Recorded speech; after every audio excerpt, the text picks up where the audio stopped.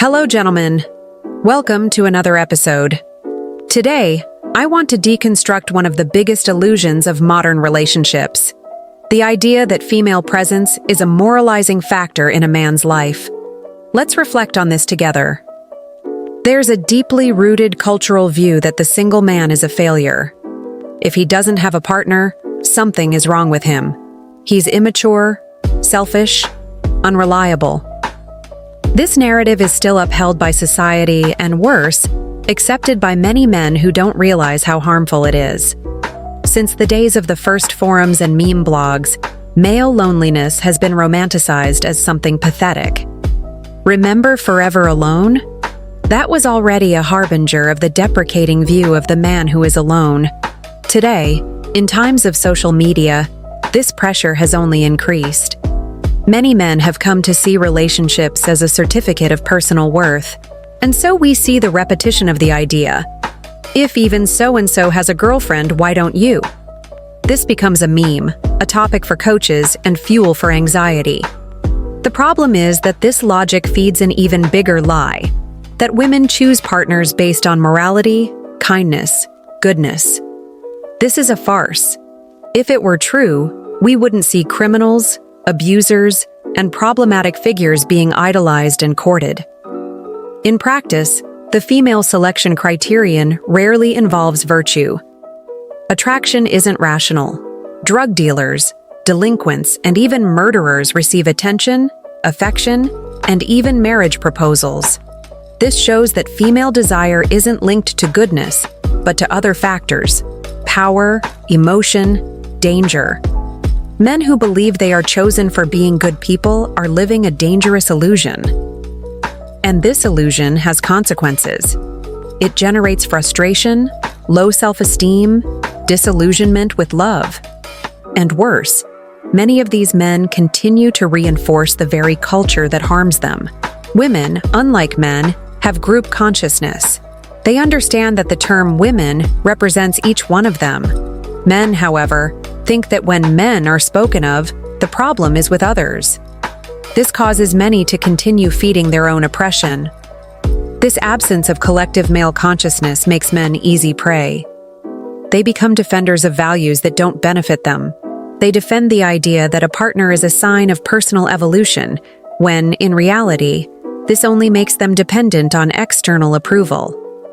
At the same time, the cultural pressure that existed on women to marry young, maintain virginity, or form a family has practically disappeared.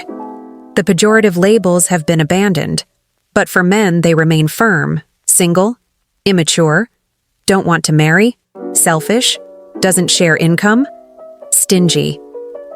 This imbalance of demands is part of a broader system that revolves around female interests.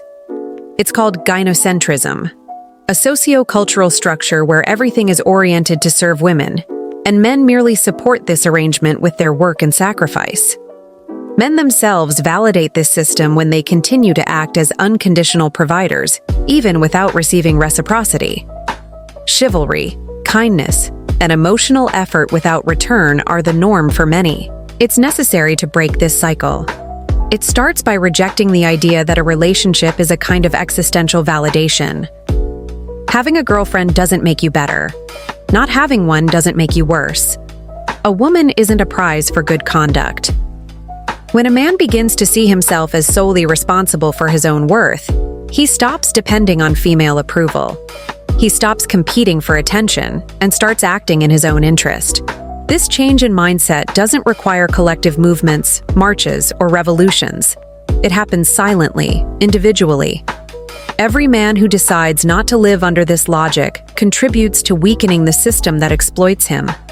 Simple attitudes like ceasing to romanticize women, stopping overestimating them, or simply not acting as an emotional servant are already powerful. And it's not about hating the opposite sex. It's about preserving oneself. Many groups that emerged to defend men's rights failed precisely because they allowed the infiltration of female interests. Men began to attack each other to please women present in those spaces. This is a symptom of a lack of solid masculine identity. Exclusively male spaces are important for this reconstruction to happen. But even that is difficult. because all it takes is one woman, or even a fake profile, to completely divert the focus of the conversation. Men need to recognize that they are not obligated to support structures that do not benefit them.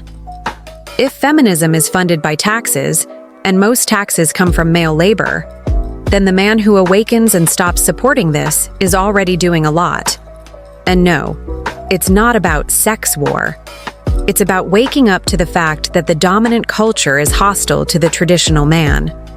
The old model of the protective husband and father has been discarded, but the demands on men remain the same. Therefore, gentlemen, the message is simple. Stop believing that a woman will save you, improve you, or make you a better man. This thought doesn't help you. It traps you. Be autonomous. Think for yourself. And above all, live for yourself. Thank you very much for watching. May wisdom and consciousness always be with you. See you in the next video.